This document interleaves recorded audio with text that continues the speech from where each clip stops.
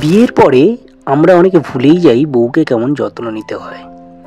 তো আজকে আমরা এই গল্প থেকে শিখব যে বউর কেন যত্ন নেওয়া প্রয়োজন। আসুন গল্পটা আগে শুনি। রাতুল এবং মাধবীর বিয়ে হয়েছে মাত্র 2 বছর।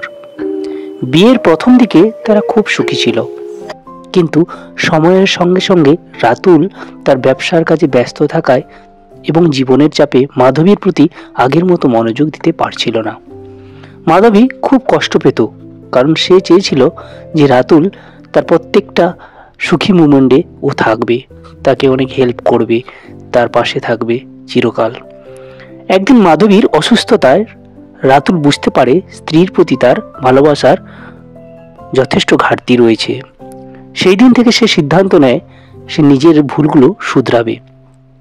এরপর রাতুল মাধবীর প্রতিটি মুহূর্তকে বিশেষ করে ভালোবাসা দিয়ে আরো সুন্দর করে তুলতে চেষ্টা করে। সকালে 1 কাপ চা বানিয়ে দেওয়া, তার পছন্দের শাড়ি উপহার দেওয়া, কিংবা কাজ শেষে তাকে নিয়ে সন্ধ্যায় হাঁটতে বের হওয়া। এই ছোট্ট ছোট্ট বিষয়গুলি তাদের সম্পর্কের বন্ধনকে নতুন করে গড়ে তোলে। রাতুল উপলব্ধি করে স্ত্রীকে ভালোবাসা মানে শুধু শব্দে নয়, বরং কাজে দেখানো। গল্পটি এখানেই শেষ হলো। এই গল্প থেকে আমরা কি জানলাম? একটা সম্পর্ক তখনই গভীর হয় যখন ভালোবাসা কেবল কথায় নয়, কাজের মাধ্যমেও প্রকাশ পায়। স্ত্রীর প্রতি যত্ন এবং ভালোবাসার প্রকাশ জীবনের প্রত্যেকটি ধাপেই গুরুত্বপূর্ণ। গল্পটি ভালো লাগলে চ্যানেলটি সাবস্ক্রাইব করবেন পরবর্তী ভিডিওর জন্য। ধন্যবাদ।